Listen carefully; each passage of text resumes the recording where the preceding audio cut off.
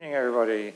Welcome to the Strategy and Resources Scrutiny Committee on the 1st of July 2024. Now, I have apologies for absence from Jenny Coulthard-Wood, but Tim Griffin is standing in for him.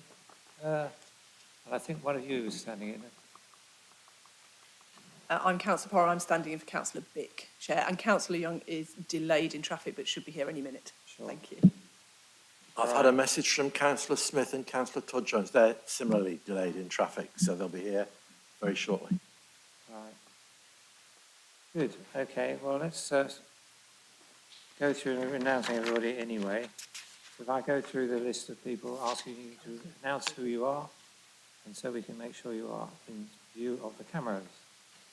So we have Councillor Bajan. I am he, Chair. Thank you. Councillor Bennett. Councillor Shield. Present, Chair. Councillor Young, he's not here. So that's you here instead. Councillor Porra, thank you. Present, Chair. Thank you. Councillor Clough. No. Councillor Griffin. I'm here substituting for Councillor Gawthorpe-Wood. And Councillor Martinelli. No, not yet. So I see Councillor Dubkovic is here, but I don't even have her as an alternate on my list. No. She's very welcome to attend. Of course, yes. Councillor, you're very welcome to attend. Thank you. Now, we move on to the declarations of interest. Has anybody got any interest to declare? Councillor Bennett. In connection with item 12, Mercer's Row, I need to declare that I am a member of the planning committee and also that it's in my ward, quite near my house. Okay. However, I intend to take part in the discussion tonight because the question before us is whether to go ahead with the lease transaction and does not relate to the planning matters. And I do not believe my planning discretion will be fettered. Thank you. Thank you, Chair.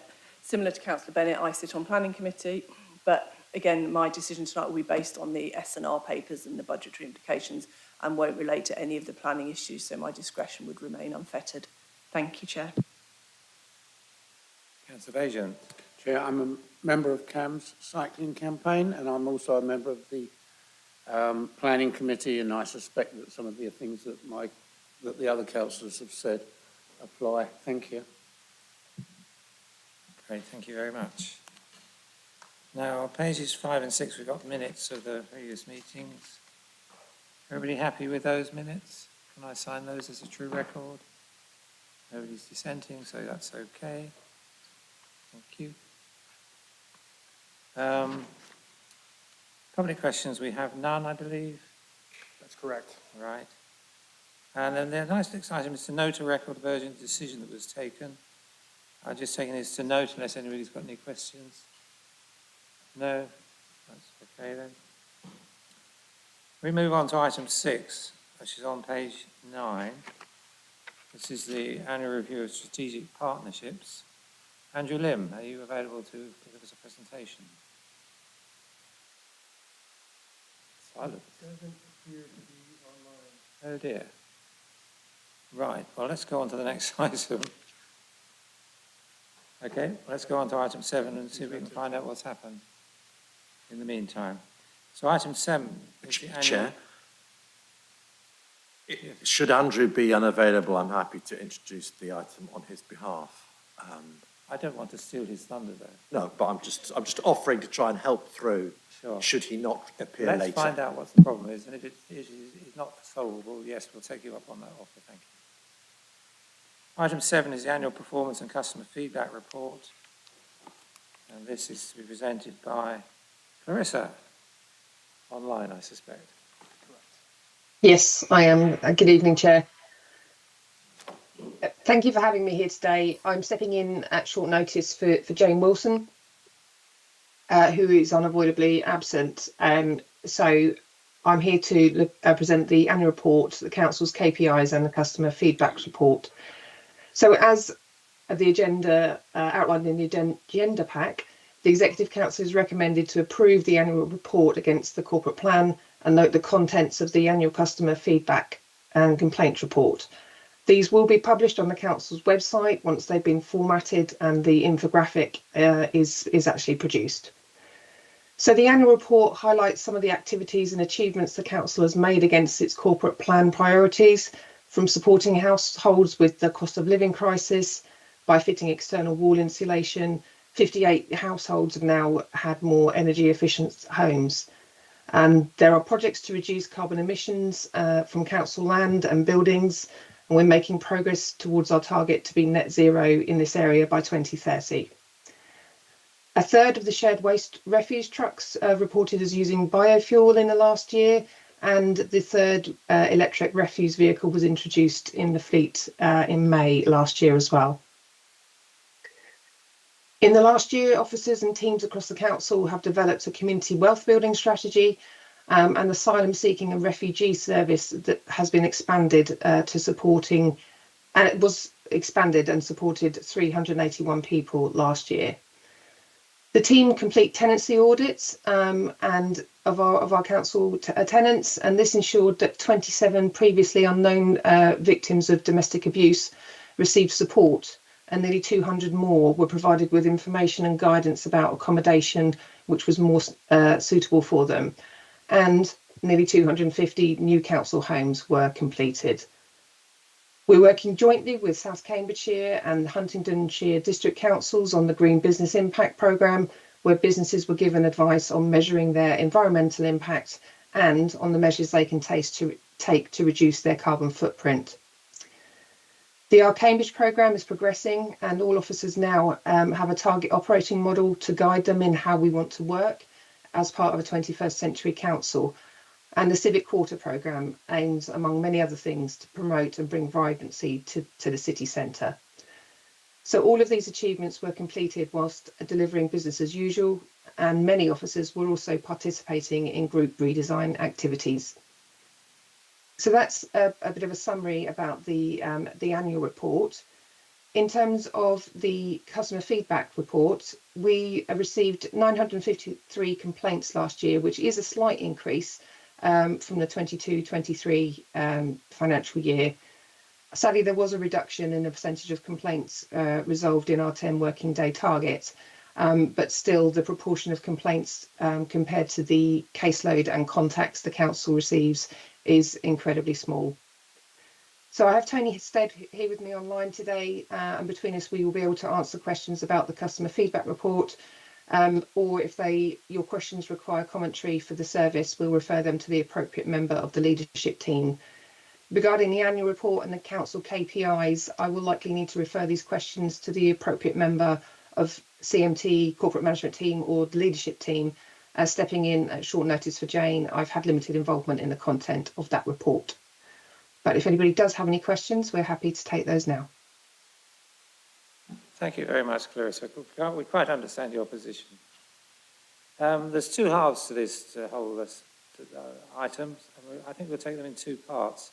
We'll start with the annual report and then move on to the complaints and customer feedback report. So any questions on the annual report itself? Yes, Councillor Bora. I'm afraid mine might cross over both, Chair, but I shall try.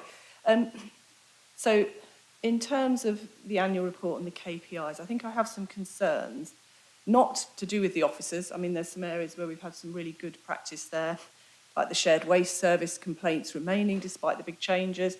The work the housing team have done acquiring refugee homes has been phenomenal, I have to say.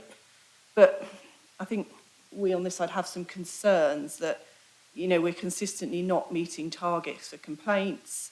You know, we've got the usual damp, mould and condensation, the voids, things that we've raised before, and I appreciate this slightly spans the two, but it does relate to the annual report and the KPIs.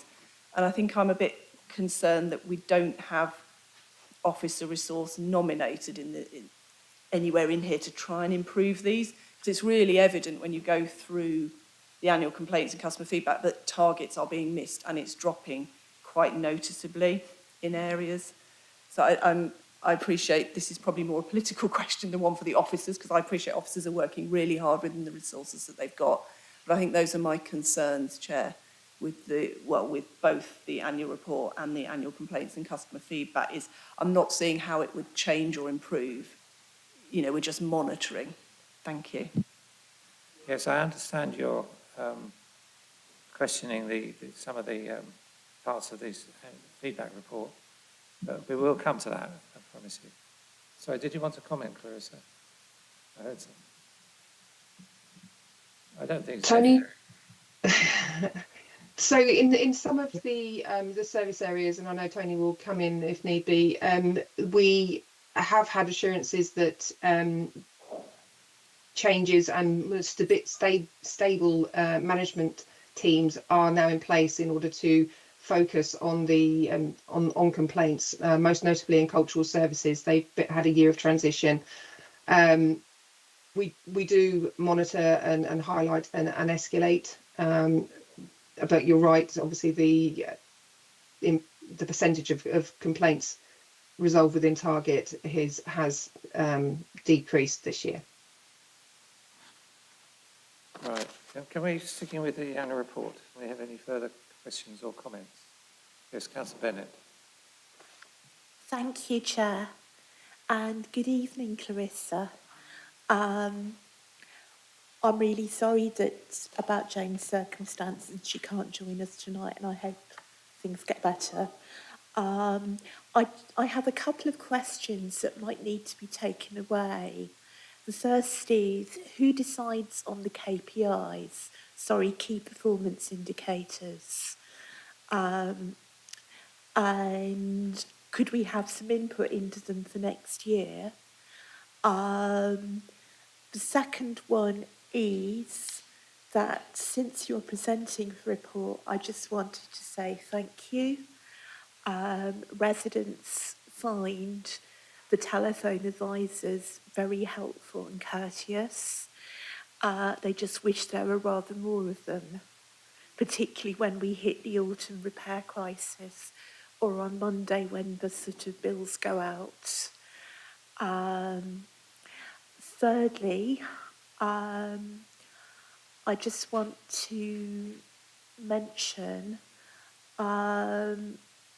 that complaints are not necessarily a bad sign. And I hope you won't take it the wrong way, but I'd actually like to see the complaints go up, because complaints mean people know that it's safe to complain and that it's worth complaining and their complaints will be answered. So I don't necessarily see the small rise in complaints as a problem. It's not something that you can say from the evidence we're seeing here, but I'm looking forward to seeing a healthy volume of complaints going forward that I hope we'll be able to answer and deal with. Thank you. Yes, I think you're right. I don't remember the KPIs being as explicit as this before. It's a new form of layout of the report, and it's quite helpful in its own way, but we'll have to get used to what it actually means in practice. But yes, if you wish to have a briefing on it, I'm sure that would be possible. Councillor Bennett. Councillor Griffin. Oh, sorry, Councillor Davies, do you want to comment something on that? Happy to wait until Councillor Griffin's responses and then feed back to Councillor Pora and Councillor Bennett. Councillor Griffin. Thank you, Chair. Just a small point about the housing maintenance complaints. The responsive repairs versus the planned works and compliance. The thing is, with the planned works and compliance, we have, in the text, we have some indication of how many of these tasks were performed over the year. And, you know, there were thousands and thousands, so 74 complaints does not seem, actually seems pretty reasonable. Whereas in the responsive repairs, we don't have any indication of how many jobs were done. So we don't know if 184 is, I mean, imagine there were only 200 jobs done. Sorry. I was going to deal with that separately so we could bring in the figures you need. want, but not what you wanted. Oh, We're okay, dealing so, with the complaints report separately from the first part of the item. Is that okay? okay. I was trying to deal with the annual report separately from the, Oh, I didn't hear that, sorry. Sorry I'm about very that. sorry, thank you. right, sticking with the first part of the report and the KPIs that it contains in the appendix. Any questions? Yes, Councillor Davey. To respond to the questions, I think it's got a bit, as I understand Councillor Griffin's concerns, because it's all got a bit blurry already, which means it's quite difficult to distinguish and differentiate between the two. But specifically with regards to, I think, Councillor Pora's questions, clearly they are owned by us as an executive, which is as it should be. I think it's entirely correct that we do that. And if I'm honest, I welcome KPIs that push us because it then enables you to scrutinise our performance as a council. They're obviously done in conjunction with the officers who prepare the baselines. And I would argue that it's a wholly welcome thing, to be quite honest, because then it means that we can be accountable and see where we need to enhance and improve performance in the future. I think I'm particularly intrigued by the issues around damp and mould, but I don't know if you want to take that now. But clearly, as you'll be aware through Housing Committee, we've done an awful lot to enhance compliance as a result of issues that we faced as a council. And that work's ongoing, and I'm hoping that that will bear results in due future. In terms of going back to the corporate plan, I'm hoping that the KPIs are appropriate for what we wish. The question, therefore, down to Councillor Bennett's question, is if you feel the KPIs need to change, clearly this is the place to alert us to that, and I'm sure we can find ways of changing them accordingly. So I think it's done in an accordance with trying to make sure that we are accountable in the broadest sense for the work of the City Council. And I think what I'd like to stress, though, is that I think within the 4 key themes, I believe they're an appropriate way of us taking forward what we wish to do. I think it's important that we look at this strategically. I think it's really important that we still prioritise climate and biodiversity emergencies as our first priority, but haven't forgotten tackling poverty. And finally, not only that, there's the importance of our work around housing and homelessness, which I think should be highlighted. We still are the best performing council per capita in the country, and I think sometimes people forget that and tend to focus on the things that aren't going well, and I want to highlight that. And finally, modernising the council to lead a greener city that is fair for all. Clearly, I think this could become one of the more important parts of our work in the forthcoming 12 months, not least because if, as I suspect most of us hope, on Thursday there'll be a new government, we will look to see and place Cambridge at the heart of national regeneration. So I think this last 4th one is really significant to take forward. So I hope that answers the questions and challenges relating to the report that you've asked Councillor Pora and Councillor Bennett. Thank you, Councillor Pora. Thank you, Councillor Davey. Yeah, I welcome the KPIs. I think it's really good to be open and transparent and have scrutiny. I suppose what I think is missing is an extra column that says, where are we hoping to be next year, if that makes sense? Because I can see there are some where you think, these are great, and some where you think, you know, Orchard Park, minus 33% biodiversity. We can address that, but I suppose I'd like to see what you're aspiring to do next year, which I appreciate is partly within some of the service plans, but it would, you see what I mean? It's a narrative saying this is what we've done, not this is what we want to improve. So I suppose I challenge you for next year to perhaps think about that. I think if we put targets, we could put down an E on things, because we're going to be brilliant. So therefore, we could put down they're just all going to improve. I think I'm happy to just monitor how we're getting on, and that enables, again, you to do the appropriate scrutiny, because if things get worse, I quite rightly would expect to be challenged. Good, thank you. Right, have we run out of questions at the moment? We did. Okay, well, let's move on to the second half. Now, in anticipation of, there are several of these departments where the complaints and target have been declining. rather than getting better, which is not exactly really very good. You've raised the housing maintenance one. I asked the officers to find out, put them in context, as you were saying about some of them have got context of what the turnover of work is in the department.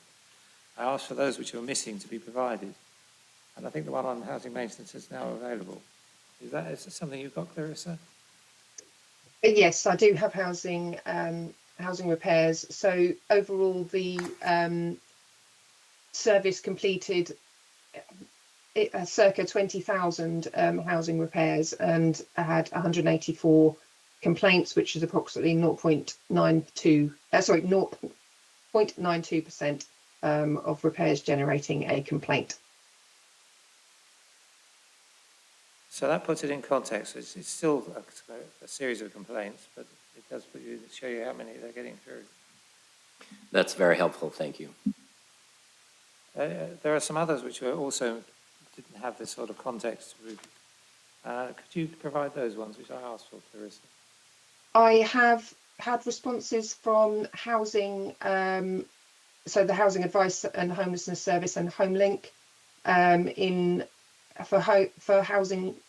for HomeLink in 23-24, there were 2,696 applications and 16%, so that's a 0.59% ratio. And for housing advice and homelessness, last year there were 2,297 applications and 23 complaints, so that's 1%. Great. Any questions on all this? What about your original concerns, Councillor Pora? Yes. I think, individual services will be scrutinised at their own scrutiny committees, but my concern was that the completion of complaints within time seems to be dropping, which I think you've referred to. And I suppose I would want to know, either from Clarissa or potentially Councillor Davey, what we're planning to do about that. Because obviously, whilst it's not a completely consistent trend, it was pretty clear in a lot of them, I was going through with my red pen, that they are dropping and we're not responding in the timescale, which is, I take Councillor Bennett's point, it's good that people are complaining, but obviously we want to make sure we're meeting targets, particularly in the housing areas where we're obviously externally regulated. Thank you, Chair. Councillor Davey. I think that question is, if I'm honest, entirely legitimate, Councillor Pora, and I think I'll pick it up accordingly, because it's not just in one particular area, it's across the board. And regardless of the fact that I think we're really proud of the fact that complaints, bearing in mind Councillor Griffin and Councillor Robinson's, contextually there aren't very many, but nonetheless they need to be dealt with quickly. So we'll pick that up with the officers concerned. The other comment I'd like to make, I think sometimes it sounds like a criticism, but it's meant as a compliment. I don't think we sell what we do well enough here. I'm delighted that Clarissa is here, and I think because it's important to stress, under the customer services, 230,000 contacts, 230,000 contacts, of which we had 24 complaints, which tells me that Clarissa and her team do a very, very good job. And I think sometimes we're low to shout about when we do a very good job. And customer service is often an area that comes under scrutiny. And this tells me, within this data, that Clarissa and her team do a fantastic job. So thank you very much, Clarissa. You should be really proud of this work. So thank you. Thank you, Chair. That comment is made particularly because Clarissa runs that department. So thank you. Right, any further questions on all this? I think if in future reports can have all this put in context of the scale of the work, that would be helpful. Most of them did, but it's just 2 or 3 or 4 of them are missing. Right, anything? Shall I take you back to the recommendations then, shall I? On page 35, the recommendations to approve the 2 reports and approve the annual report against the corporate plan and note the annual complaints and customer feedback report. Okay. So all those in favour, please?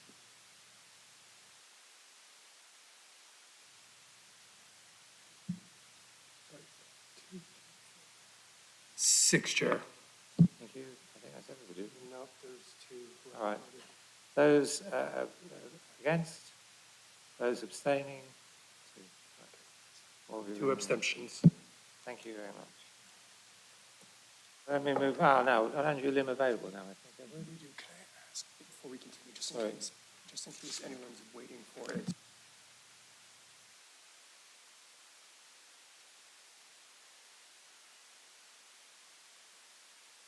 Right, I just advise that, just to make an announcement that items 9 and 10, where the reports were to follow, those reports are not available. That unfortunately will have to be an extra meeting, which I suggested could be on the 5 o'clock on the day of the next council meeting. But firstly, before we decide on that, is it accepted that we are deferring those and announcing it so nobody who's waiting online patiently to learn about our treasury management will not be disappointed? Yes, Councillor. I'd like to understand the reasons why, please. Could someone explain why they're not ready? Is there some fundamental underlying reason, or is it because of the changeover, for example? Our Head of Finance, Jody, has only just returned to work with us, but he is available now and can give you his answer to that question. Yeah, thank you, Chair. I mean, we knew from a long time ago that Caroline was leaving and Jodie was joining us, so, yeah. Yes, well, Jody, would you like to give your comments on that? Thank you, Chair. Yeah, just really to echo what you've already said. So we've had some acute resourcing issues in finance. It's not just the handover from Caroline to myself. The previous Deputy 151 left us at around about the same time as Caroline. We also have a senior technical financial accountant who's currently on extended leave. And despite our best efforts, we haven't been able to get interim cover for that post. So we do have some acute pressures. And as a result, we've had to push back the publication of the accounts and the outturn report by a couple of weeks. Thank you. So you're content you will be able to reproduce them for the date of the next council meeting? Have you been That's certainly what we're working to at the moment. The team are working hard. If there is any change for that, clearly I'll let the committee know at the earliest available opportunity. But at the moment, that's very much what we're working towards. Thank you. Well, I know unlike some councils which have taken a very long time to produce their accounts, they're normally right on the ball. And it's unfortunate it's not the case this time. Thank you for your question, though. Councillor Davey.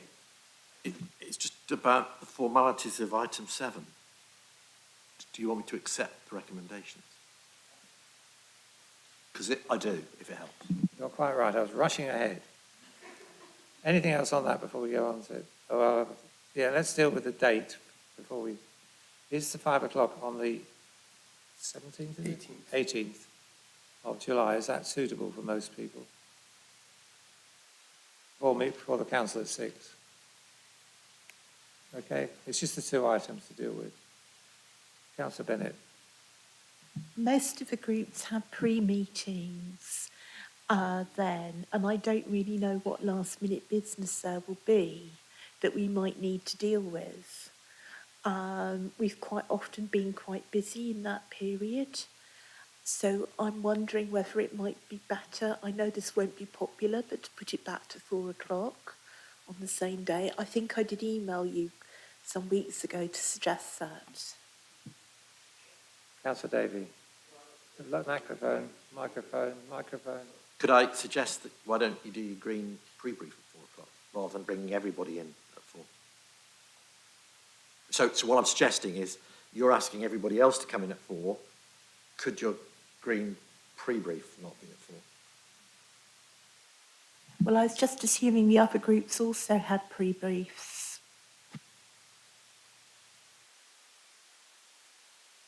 So arguably what I'm saying is rather than having everybody rushing round, that sort of those of us who are finance geeks get our finance geekery in an hour earlier.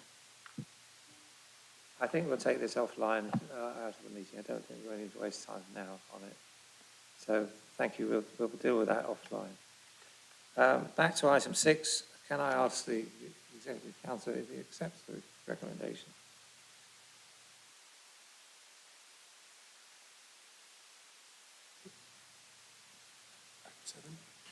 Apologies, yes.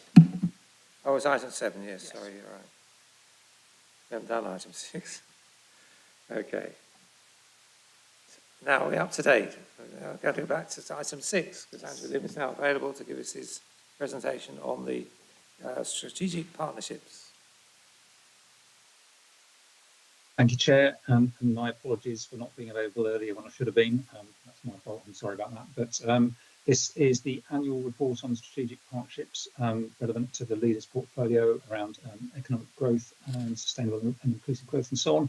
So as the report recommendation mentions, that's the partnerships detailed in paragraphs 3.3 to 3.41. We bring this report every year to provide an opportunity for councillors to have an update on the work of those partnerships, and particularly as they relate to Cambridge. And what's been achieved through them over the previous year, and for members to be able to kind of scrutinise that. So hopefully that's reasonably familiar. We're also combining into this report on this occasion the standing update on the combined authority, and you may wish to invite the council's representative on the combined authority board to give an update if they're available as well. Councillor Porra. Thank you, Chair. Sorry, yes, my comment on this really is that this is barely, this is a note that they exist. This is in no way or shape or form is this any kind of scrutiny of these partnerships. They are extremely complicated, make our lives here and those of our residents very difficult, particularly those of the Greater Cambridge Partnership, the Combined Authority. It's really not... the way to solve some of these is a unitary council, which, you know, we sound a bit like a broken record. We should mention again and again. This is not. It's just not satisfactory that it's also dispersed and responsibility and accountability is stretched around across so many different units, each reporting to a different part of the electorate. You know, some of these I welcome, like the bid and visit Cambridge. That's the kind of thing that we should have here. But the rest is just, you know, a bit hard to scrutinise. It's just not effective the way we're structured. Councillor Davey would like to contribute your contribution. I think I would, two comments really to make, I think, Councillor Young. Clearly, we have the CPCA here every SNR, and is always here and available to discuss whatever you raise with relation to CPCA. So I think that I would distinguish from the others. And so it's not as though you don't have access to Councillor Smith and access to any questions you might have with relation to CPCA, if that happens at every SNR. However, I do take the general point. I think the GCP should be coming to this place just in the same way that the CPCA do. I think there are other partnerships here that require some scrutiny, some that actually don't. A unitary authority would not actually resolve this at all in any way, shape or form, because we'd still be having to attend many of these partnerships. The only thing that might go would be the GCP. The rest would stay. So that we have to have partnerships. A unitary authority would not stop us having, would not stop us, for example, having the Oxford-Cambridge Pan-Regional Partnership. That would fairly obviously. Cambridge bid and visit Cambridge. They're part of what we do anyway, and go to a different committee. The CSP goes to a different committee and wouldn't change at all if there was a unitary authority. So I'm sorry that the unitary bit, whilst interesting politically, is, as you know, we're about to start a process around that, would not actually impact upon this. Where the point's well made is that there isn't the ability to scrutinise certain ones, certain partnerships here that should have come here. But of those, the only one that I really see that probably requires more is the Fast Growth Cities Group and the Ox-Cam Pan Regional Partnership. And I think, quite rightly, we could probably do more for that. I'm happy to bring back at a subsequent date. But the rest, they go to their own individual committees. And as I said, Councillor Smith's here every SNR to answer questions on the CPCA. Councillor Young. Yeah, no, it's well made, a well-made point. I was chiefly going against the various political structures that we have. And I do think also just having Anna here is better than nothing, but it's still very unsatisfactory. I mean, just the whole structure is bad. And so I'm delighted to hear that we're taking steps along the unitary path. I would hope we would also get rid of the CPCA, no, with the unitary. Anyway, yeah, let's not discuss it now, but the other points about the other things, that's a good thing. If we could scrutinise them a bit better. Without wishing to preclude the debate on unitary that's about to start, one of the models that I think we're very keen to explore, which seems to be a popular model across the country, by both political parties actually, is a unitary authority within a combined authority. I.e. you have a mayoral authority, like in Manchester, like in Birmingham, like in Middlesbrough, like in West Yorkshire, like in the West Country, whereby you have a number of authorities, mainly unitary, that sit within a mayoral authority. So I don't think the two, well, that's the model, Councillor Young, that's been employed by others to date. And I suspect Councillor Smith could probably confirm what I've just said. So I wouldn't want to exclude that from the start in any discussions about the potential future governance of this city. And as I say, we're very keen to hear what residents say before we make any proposals that might come down the line, and particularly interested in the geography, which I think will probably steer the discussions. In terms of actually taking things forward, we have had discussions with the GCP about them coming to the appropriate committee. We're not sure whether it's this one or planning and transport, if I'm honest, but again, there should be greater accountability backwards and forwards. With regards to the Oxcam Pan Regional Partnership, as you'll probably note from here, we are one of a number of people who contribute to this partnership. Ironically, it's the CPCA that sits on our behalf through Councillor Bridget Smith.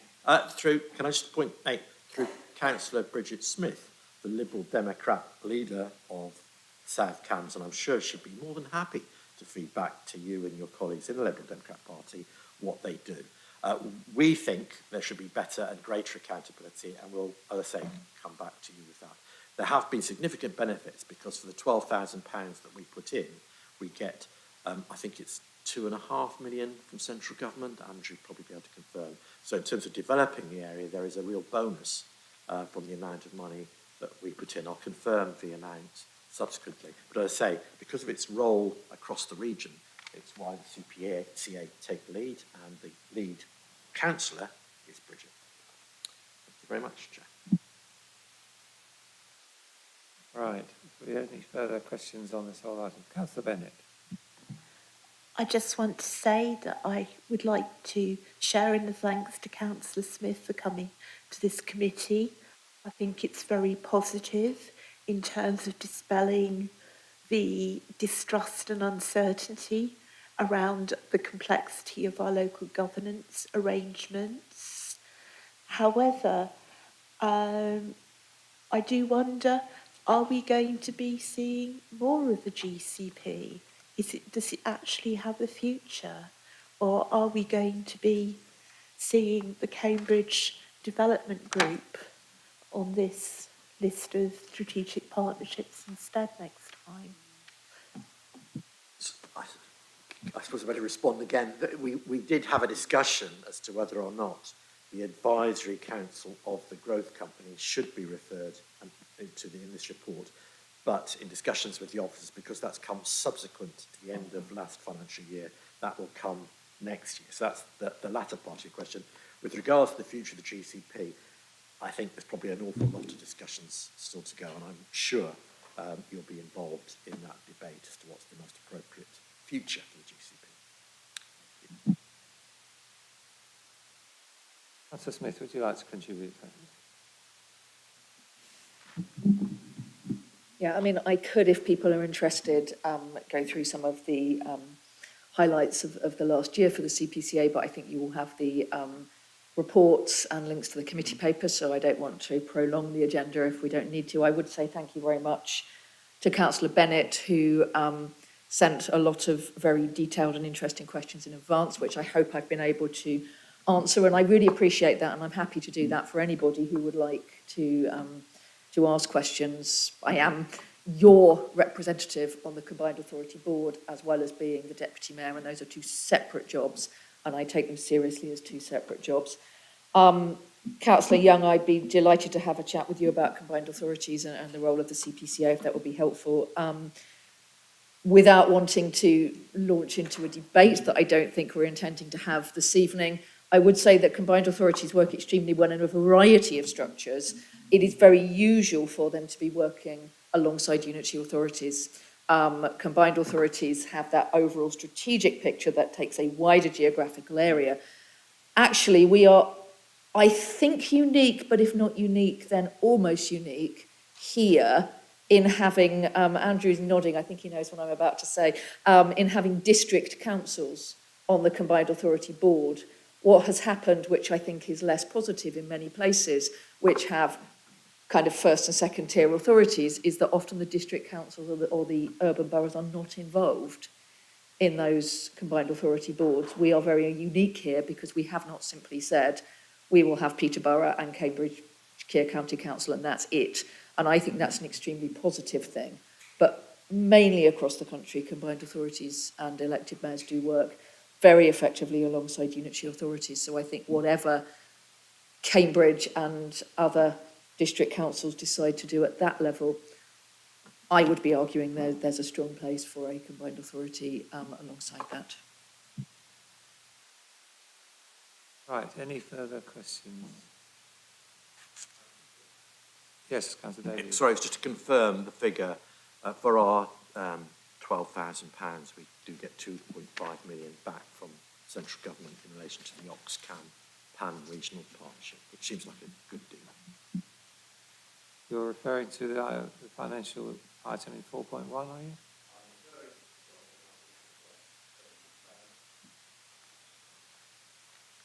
I'm referring Page to 13. Andrew's report, sorry. I've moved, sorry, that's no, Page 18? I'm referring to the Oxcam Yeah. on 10,000. page 12 of the papers, 320.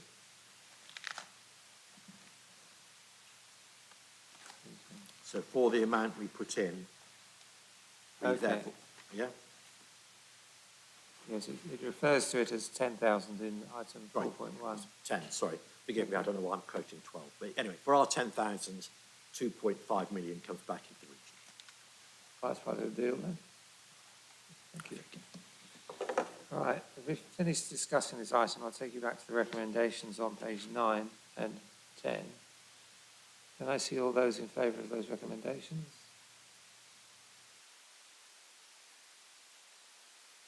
That's unanimous, Chair. Unanimous, thank you. And Councillor Davey, do you accept those recommendations? Thank you. Right. Wait, yes, sorry, I forgot. Right, we move on to item 8, digital data and technology strategy. And we have, this is on page 101. Michelle Lord is available to, oh, you're here. Sorry, I forgot. All right. Thank you, Chair. So the purpose of our report is to present the new digital data and technology strategy for approval. This is a strategy that replaces the existing digital transformation strategy that was developed in 2018, 6 years ago. This is a 5-year strategy that spans 2024 up to 2029. And put simply, it's a document that sets out our aspirations for how the Council intends to manage and meet its digital data and technology requirements. There are 4 key strands within the strategy and numerous different projects or missions, as we call them, that make up that strategy. And collectively what they do is they reflect what is now an up-to-date assessment of where the Council is now in terms of our digital and data maturity, but also where we think we can realistically be in 5 years' time. There is a strand that is about improving the digital customer journey, which will enable us to reflect some of the post-COVID changes in digital behaviour that have happened, where residents have a generally greater expectation that they can engage with us digitally and that this should be a more convenient option. And if we can encourage those who are able to engage with us digitally, then this means it will free up more customer service time to engage with residents who can only engage non-digitally, and that's face-to-face and telephones. And we heard earlier about the great work that customer services are doing in relation to that. So this isn't about being able to say that we're going to enhance our digital customer journey and then reduce what that personal interaction looks like. It's actually to be able to do both at the same time. We have a data and information management strand that responds to a key identified need, which is about addressing our lack of business and customer insights that we have as an organisation.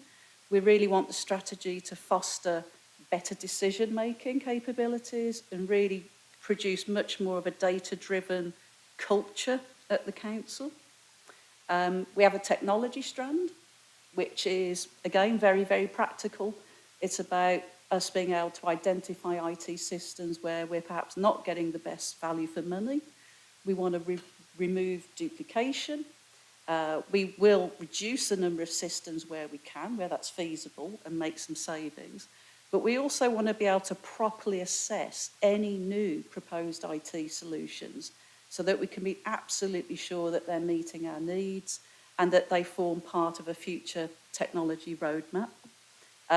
Also within the strategy, we've introduced a number of sort of guiding standards and principles so that we can be much more consistent across the organisation. Currently, those principles aren't in place. But overall, the strategy is focused on us trying to get the basics right. We want systems that can talk to each other. We want our staff to have the right technology, the right tools, access to data, and the right skills, digital and data skills, so that they can be as efficient in their roles as possible. It is an internal facing and technical strategy rather than a public facing strategy. It's part of the Our Cambridge programme, and it will support the digital function that will be part of the corporate hub and spoke model. So the decision that we're seeking at committee today is to agree the direction of travel and approve the strategy. We're not requesting any funding at this stage. If there are any significant changes to the strategy, we will brief members and potentially return to SNR at a future date, and very happy to take any questions from members.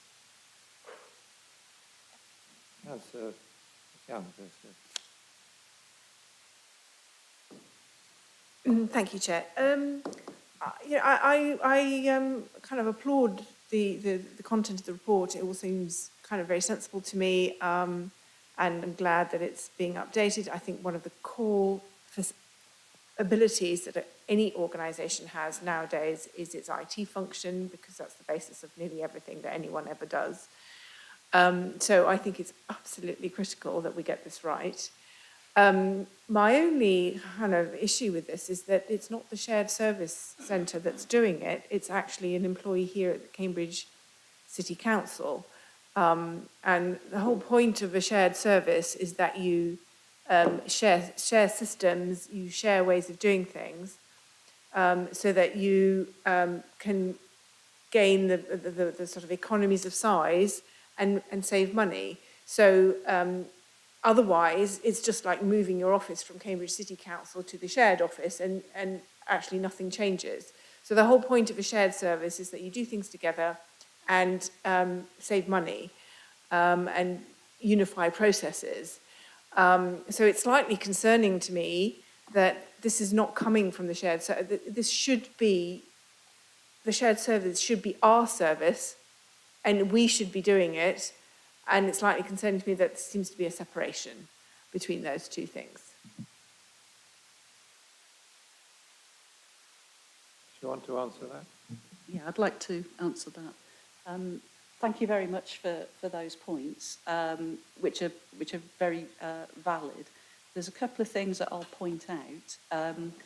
When 3CICT was set up, which is very nearly 9 years ago, strategy, and especially things around data, were not part of the service offer. They continued not to be part of the service offer. However, we are now actually reviewing that service agreement. That's ongoing at the moment. I'm not going to preempt the outcome of that, but these are exactly the sorts of things that the three councils are raising this. The strategy that we've produced We consulted with 3CICT when we produced the strategy, because strategy is not part of their service offer. The other councils have contributed their strategies. So the 3CICT service review will come to SNR probably in September. So currently, our strategy is saying, with the resource that's available right now, would be our plan B, especially around data interoperability. However, the outcome of the shared service review may well give us those capabilities that we're all essentially asking for. We've really identified those missing capabilities in that shared service. So it could be that where we've got particular costs that we've identified, as we're negotiating with the other two authorities and the shared service, that we may be able to come to an arrangement. So we're looking at where are our common needs at the moment and how does that relate to plugging these gaps. But our strategy is the thing that really just sets out, this is what we need, these are our requirements, and that's actually what's feeding into the service review itself, and it's telling that review process, this is what Cambridge City needs, and the other two councils are doing the same process. I don't actually think I've got much more to add, really. I think from a political perspective, it's time we had a review of the shared service arrangement to 3CICT, because it's been lost at times. I think it's important. So therefore, to establish that properly, we need to work out what we want first. And hopefully that will be something that is shared by South Cambs and Hunts. But I think we need to start with what our need is, particularly bearing in mind the amount of money we spend on ICT and its importance. Otherwise, we'll get what the shared service want rather than what we want. And I think there is a distinction. Thank you, Chair. Councillor Poro. Thank you. And I know Councillor David mentioned a couple of years ago, this 3CICT review is overdue, I think, and I'm grateful that that's been pushed forward. And I share Councillor Young's concerns, because there is economy of scale. We kind of need, the more of us who bid for things, the more weight we have in getting things changed. I had a few points, and thank you to Michelle and her officers, because this is a really impressively long and detailed, I have read it all, piece of work, so thank you. I would really like to see a clear link, though, between this and digital exclusion, so kind of link into our equalities, our community, almost community wealth building, community commitment. So, you know, if we do 90% brilliantly online, we need to be addressing, and I do take your point that you mentioned that, but I would urge, or Councillor Davey and others in the exec, to make that clearer, because there is a concern from residents, there's a concern from me, that, you know, this just looks like everything's online. And we found it recently with HomeLink, with some of my residents who are quite elderly. We're having to manually sit with them and do everything because we just don't have a paper way of doing it very effectively. I definitely welcome the Technical Design Authority and this idea of having an overview. And I'm slightly horrified that 3CICT doesn't have that kind of back office function, that kind of overview, and we are just buying in bits of software and plugging them in and hoping. And I know from housing, Orchard Asset Management has not come on stream as quickly as we'd hoped, I think because it hasn't been able to link in with some of our existing systems. So that is absolutely critical. I think probably cross-party, I think everyone would agree on that. I would also mention staff. I suppose this comes from my own experience working in various universities and others where we've brought in state-of-the-art software, but if the staff can't use it properly, it doesn't matter whether the residents can. And we have to be sure, and we have to invest in that. Actually, we have to have decent interfaces for staff to use. We have to make sure people can keep up. My experience is it will always take twice as long as you think. So I think we need to be realistic about our budgeting.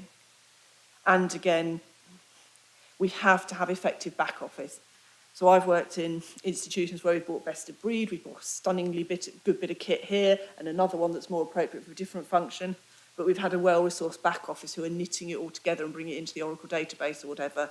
If we don't do that, either we're going to have to commit to one big thing, like we're going to go with Microsoft or whoever for everything, which will have its own costs. But my real worry is, and I think you do address this, Michelle and colleagues, but we have to invest in the back office and making sure things link, because as soon as one link doesn't work, it's like a domino effect, and then, you know, systems go down. So I suppose I would say, let's be realistic when we come back with budgets, because actually I'd rather get this right for everybody quickly, even if that's you know, not necessarily cutting money initially, because if we don't in the longer run, it will just cost us more and more, as we're perhaps seeing with 3C ICT at the moment, where we've got all these bolt-ons that don't match. But thank you very much. The only other question is, who's going to be on the Technical Design Authority? Because it said it was in Appendix K, but it didn't have the names. Just because obviously us councillors are great, but we kind of need some people with IT experience who absolutely understand what we're trying to sign up to, because it's an incredibly complex area that I suspect most of us on the council are maybe not. We need Yes. council scrutiny, obviously, but we Yes, need so- experts. Thank you. Sorry, that was quite Yeah, a lot of so- comments. If I may, I'll just come on to the digital inclusion point that you raised, because it is really important. And the strategy, as I said at the outset, for us it's about the kind of technical elements, but we do actually have quite a lot of internal, whether it's direct or indirect support around digital inclusion, which I'm happy to give an update on. I think what we're probably not very good at signposting it all as a council, but the sorts of things that we do. So we have given £70,000 of funding to Cambridge Online over the last 2 years. So they're providing access to devices, internet access training. They've been running weekly drop-ins and outreach sessions at a number of our different community centres. We also provide partial funding to Cambridge Digital Partnership, which again is about addressing the same inclusion topics. Community development, offer digital buddies. Housing services provide one-to-one support. And we recently, actually, a number of our staff contributed to a charity day that was run by 3C ICT, and we refurbed 28 laptops that were going to be thrown away, and now those have gone out to Cambridge 2030 to go out to people who have a form of digital disadvantage. So there's lots of things actually that are happening that we either fund or we direct deliver. But I think maybe the point is that we're not collecting that information in a place and signposting it as well as we could. There's also the work of others, like Connecting Cambridgeshire. They've just launched a digital inclusion delivery plan.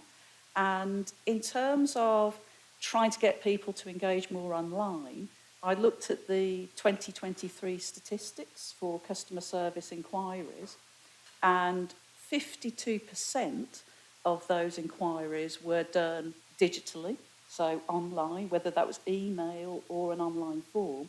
48% of customer services interactions are face-to-face or by telephone. And we think we can do a bit better than that. We think that there are probably more people in that 48% who could engage digitally, freeing up more time for customer services to engage. The comment around staff, part of the strategy is about actually providing more bespoke training for staff. So it could be at a basic level, but it could also be at that system level, and making sure that our staff feel really comfortable with the systems, because we do have some staff that use multiple systems, not just one. And then I think there was another point which I've just gone out of my head. Who will be in TDA? Thank you, Dom. So the TDA will be made up of myself, counterparts in 3C ICT, particularly around architecture, technical architecture, application support. We are looking for a solution architect currently to join the team. And depending on the outcome of the service review, it may also have South Cambs and Hunts as well, representative, because it's that, what we're trying to do is create that full overview where we're then not duplicating. We do have many systems already that are shared, so we've got that economy of scale happening, but there's not a joined-up conversation. That's the thing that's really missing. Thank you. Griffin. Thank you, Michelle. It's a wonderful report. I really do. I also applaud a lot of the direction of travel here. I think it's especially important to open up some of these systems to be able to better share data and publish that data somehow. So, for example, the central government publishes a lot of data online that you can just download as a spreadsheet or various formats, right, and analyze. I'm wondering if we could do the same kind of thing, right, as a sort of a consequence of this kind of opening up the data. Have you thought about that? For example, recently I just manually built a spreadsheet by going back, looking at Housing Scrutiny Committee papers over the last 10 years. And while I was doing this, I was thinking, we should just have that spreadsheet somewhere online, like the central government has thousands of such data objects online. Of course, there's always a problem with GDPR when we want to open up these systems to share data. So I guess you need to think about some kind of data exchange agreements that don't, to make sure you don't violate GDPR, for example. So I could see with something like housing, like HomeLink, there's a lot of sensitive data there, but there's also a lot of data about just sort of aggregate counts and things like that that should be public. So I guess the question is about making data public. Thank you for that question. As part of the digital function that we're looking at internally, we're looking at how we can create a business intelligence function. Currently, the progress that the council's made has been with City Portrait, which is a dashboard, it's a Power BI dashboard. It has the 6 lenses that are about detailing what it means to live in Cambridge. That's actually all third-party data sources. What we really want to do is to look at our own data assets and to make that available in an aggregated, anonymised form so that staff can benefit from it, because at the moment staff don't have access to those insights, but also if it's pseudonymised in the correct way, we can make that a public-facing dashboard as well. So part of trying to build up that business intelligence is around understanding what data do we want to connect, how do we represent and make that data publicly available. But open data is exactly the place where we want to be. That's really, really where we want to be. But we have to build that capability. Again, dependent on the service review and what happens there, it could become a shared function as well. But again, for us in the strategy, it's about knowing what we want. And we know that that is definitely something that we want to be able to achieve.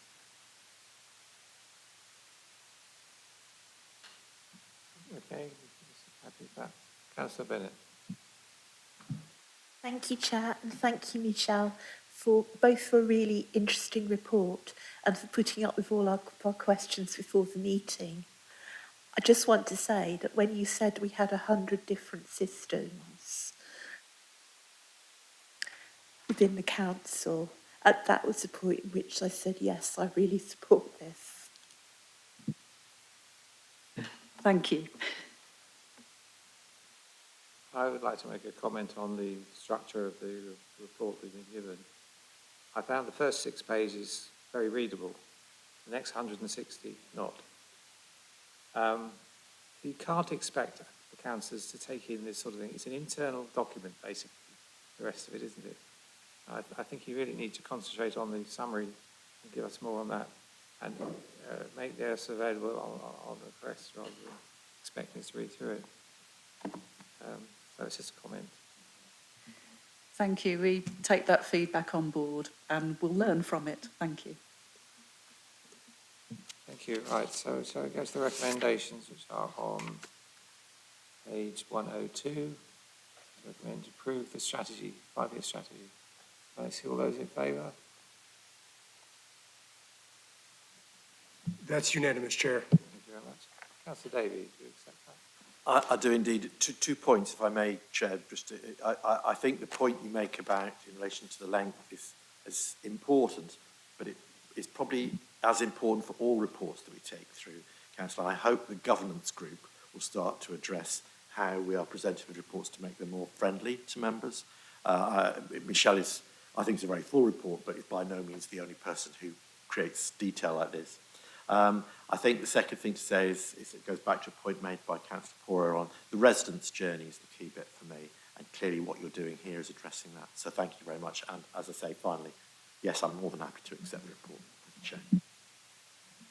Councillor Bajan, you wanted to contribute something? Yeah, I mean, just to reinforce what's being said here, I think when reports are presented to councillors, it becomes very difficult especially when some of them go 600-700 pages long.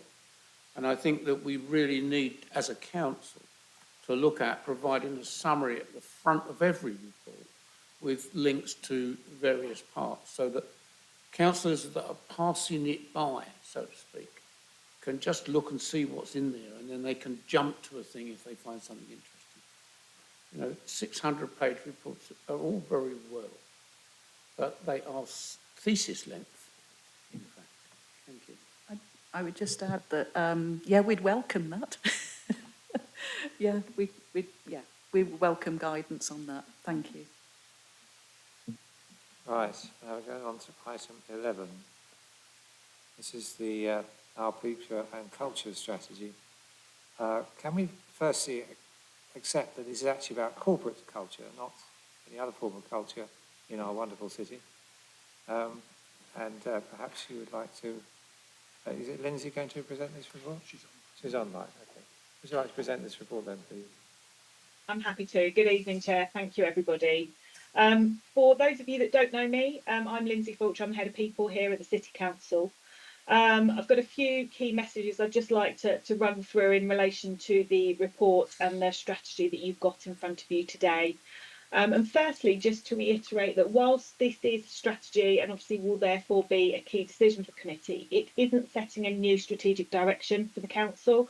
What this strategy aims to do is really enable other documents, other plans that we have in the organisation. It outlines how we'll achieve our vision and the priorities that we already have outlined in the corporate plan. And the Our Cambridge Transformation Programme, as well as our target operating model, and it outlines how we will do that through our people. Different to many other people strategies that you see or you may have seen in the past, this is written in the future state. So it describes the council in 2027 as if we've jumped ahead and achieved all that we've aspired to. This means that there are no lists of aims, so you don't see a list of things that we say we will do, we will aim to achieve this, but it's been written in a much more personal way, hopefully using language to create that sense of belonging and a feeling that we're all going to be working together on this. It's purposefully very brief, and again, this hopefully helps to appeal to our current and future workforce rather than a list of actions. And that really is the key to helping us achieve that culture change and feeling in the organisation. And yes, very much the culture change in terms of the corporate, the organisational culture, rather than the external facing culture as we know. The last people strategy that we had at City Council was for the period 2007 to 2011. Since this time, our communities and workforce have undergone considerable change. Our communities want services delivered in different ways. The expectations that we as employees have, to be honest, of our employers nowadays has changed. So this isn't a refresh of an existing strategy, it's a totally new strategy with a new culture as well as a new approach. And I think just to add to that really, whilst we don't currently have a people strategy, I think it's really important to note that we're not at the start of this journey. So the people and culture strategy you've got in front of you today builds on the work, the achievements and all aspects of people management that we're already doing really well to date. We have some really good managers, some very hardworking employees across the organisation, and this recognises all of that and takes our learnings and achievements forward to build on and help align and develop our priorities and workforce considerations for the next 3 years. On that, we'll also not have an end date. So we've got an end date in here of 2027, but that doesn't mean we're going to get to 2027 and stop developing our workforce. It will never be finished as such, but we need a moment in time in which we take stock and refresh and look at the strategy again. And we've chosen 2027 because it sits and aligns with current corporate plans. Couple more points from me really is just this is the first chapter, and I think arguably the most important part of the strategy is almost the work that's done now and the work that follows from here. And if the strategy is agreed today, what we'll start to do is huge amounts of employee and member engagement. We want our employees and yourselves as members to help us shape the actions that will take the council to where we have described in this strategy. So we're planning engagement sessions that will help develop those actions. and this will align existing projects. It will take new ideas and initiatives that our employees suggest with us, and then we'll have a people strategy governance board that will oversee those actions over the next few years. The format that the strategy is in, that you see in front of you today, is for illustration purposes only, really. The content is what we need you to review and feedback and agree if that's possible, please. And if it is agreed this evening, what we'll do is we'll work with an organisation to design it into a fully accessible document so we can proudly promote it internally and externally. And it really will be a document which will help us with our recruitment and internally with our retention as well. So the Executive Councillor is recommended, following scrutiny and debate at Strategy and Resources Scrutiny Committee, to agree to the People and Culture Strategy being launched across the Council, commencing with the employee engagement that we've outlined. Thank you for your time. Thank you. Now, questions and comments?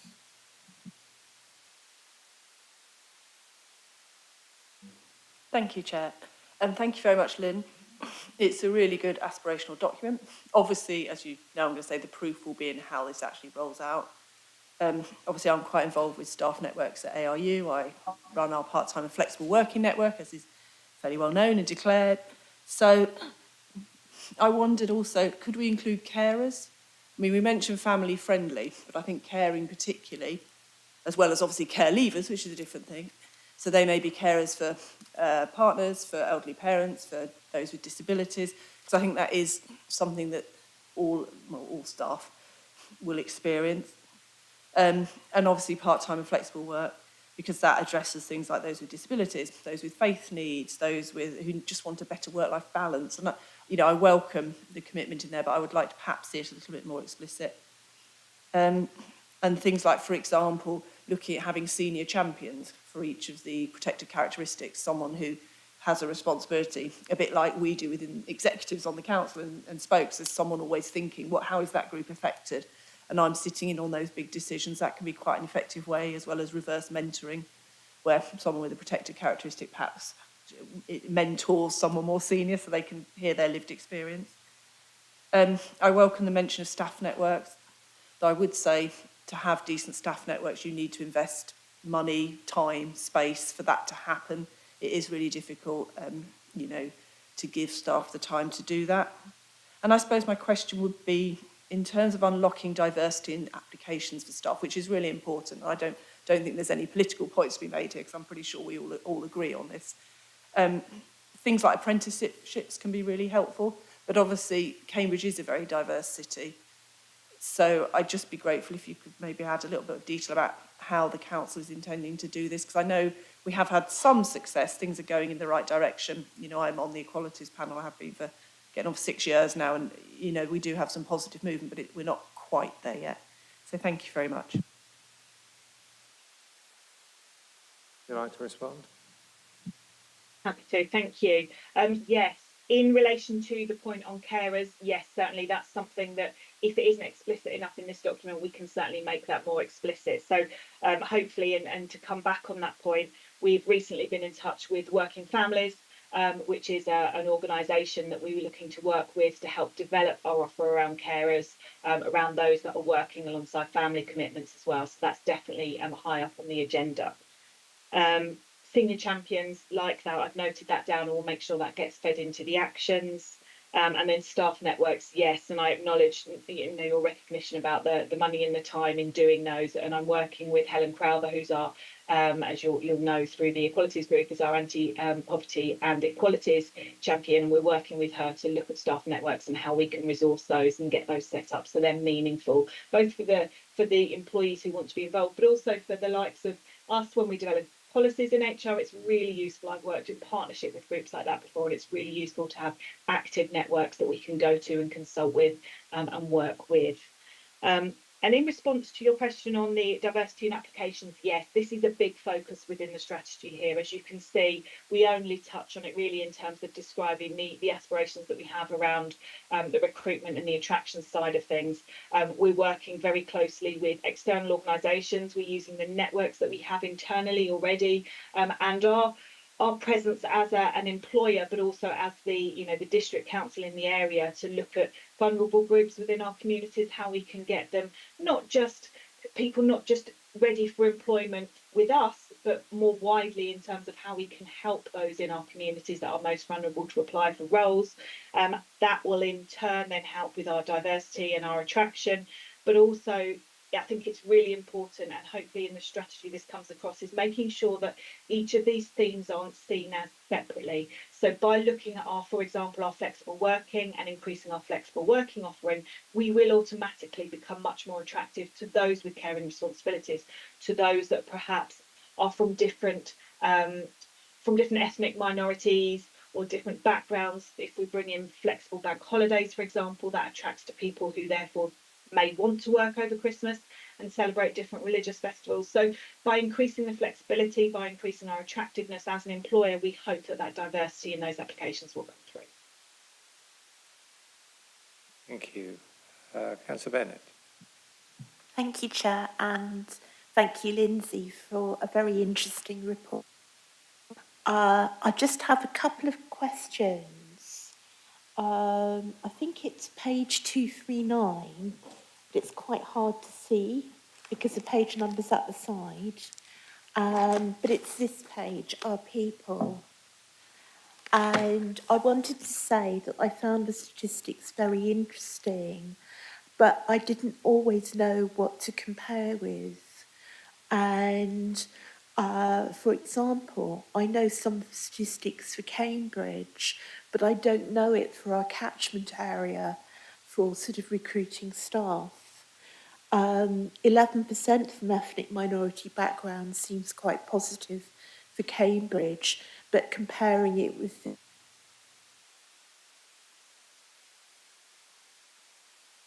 around Cambridge, it's not quite so clear whether that is positive.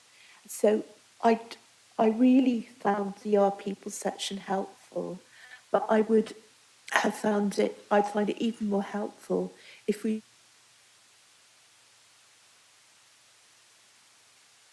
I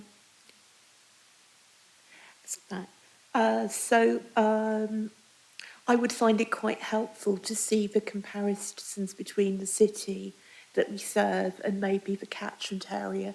Those stats can easily be found, if not maybe just using the national stats. I also wanted to make some specific points about those statistics. The first is 7% of our workforce declare that they have a disability, and nationally we're now up to 20% because of long COVID. So I don't know. I don't know whether that's good or bad, because obviously no good employer forces people to fess up to their disabilities. Some of us are quite happy to stay in the closet and very comfortable there, but it does raise a question for me as to whether we are really a disability-friendly employer. I've already mentioned the ethnic minority backgrounds. The other thing that I wanted to flag at this point was the loss of days to absence from mental health and anxiety. And I just wondered what you have in your mind as to ways to make it a less anxious environment. And I also wondered particularly about right to switch off, because I think counsellors, many of us, have to do our counsellor work evenings and weekends, whereas staff quite often have a more conventional working week. I can't help feeling that needs to be managed quite carefully so that we can still be an effective counsellor and officer team, but that we're not increasing people's stress, and that we make it clear that there's a right to switch off. So very interested to see what you have to say on that last point particularly. But thank you for a great report. Thank you. Do we have any other votes? Councillor Todd Jones. Thank you, Chair.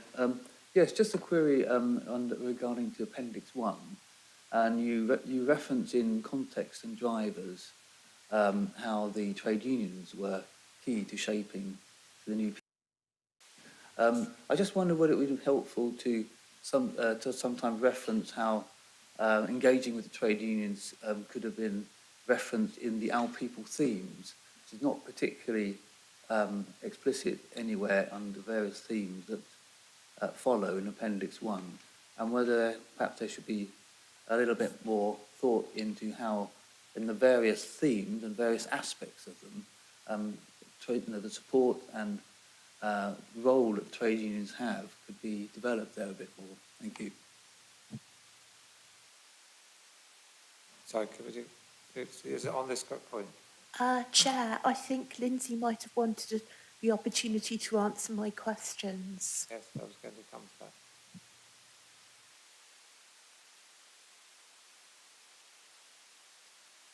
Sorry, Lindsay, would you like to answer those two questions from the councillors? Thank you. Yes, certainly. Thank you. So with regard to the statistics and the comparators with the catchment, I think that's a really, really good point. What I can say is that we have a huge amount of data that's being presented in our annual equality report that's going to our equalities panel tomorrow. So once that's been presented to the panel, I can certainly look to add some comparators in here, because I do appreciate that the figures give a context of our organisation, but it's really difficult to then to understand those if you don't have the comparators externally. So I can certainly look to include some of those. And with regard to the disability, again, this is something that will be picked up tomorrow in the equalities panel and is really explicit in the actions that we have. We know that whilst we have that statistic there of 7% of our workforce declaring they have a disability, we know that that is in fact much higher.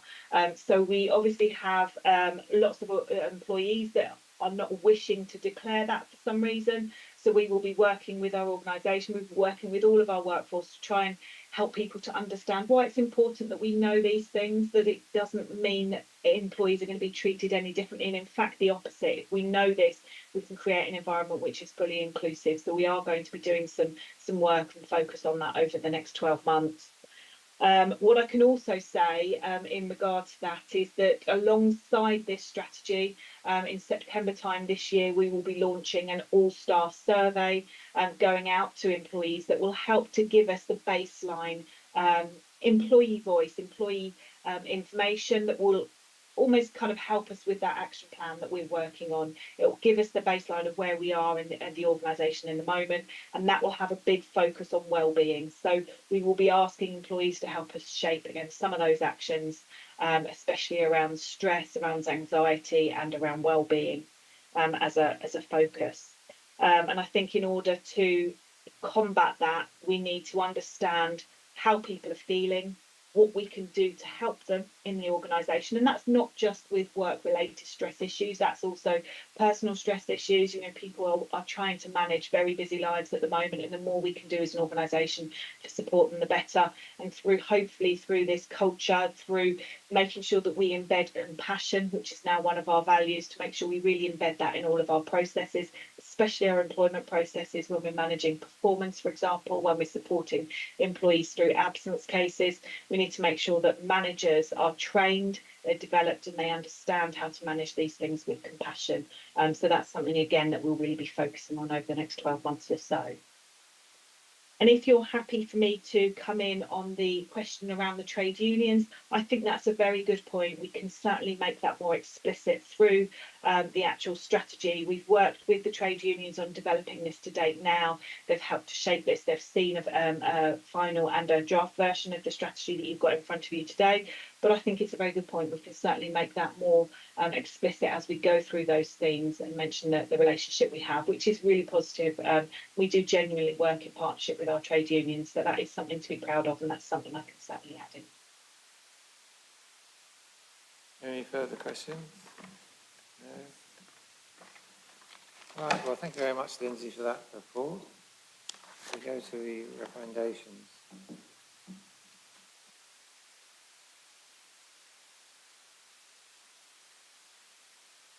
Page 273 and 4. Can I see all those in favour of those recommendations? Okay, That's unanimous, Chair. thank you. Councillor Davey. Yes, before I say yes, can I just say thank you to Lindsay for the simplicity and the clarity of the report, which is very refreshing, I have to say, to read. So thank you very much. And also the reassurance that the action plan will be going to members for their scrutiny and involvement. So thank you very much. And on that note, yes, I'd love to say thank you. Yes, that's happy to accept. All right, well, that ends the public sector part of the meeting. So we'll close that meeting and continue in. Do you want me to read it out? Yeah. So ask you to take a vote on whether we should, the report and appendices contain exempt information during which the public is likely to be excluded from the meeting. We now need to vote to agree to it going into exempt session. This exclusion would be made under paragraph 3 of part 1, schedule 2A, Local Government Act 1972. All those in favour, please show. That's unanimous, Chair. Thank you. Right, if you can close down the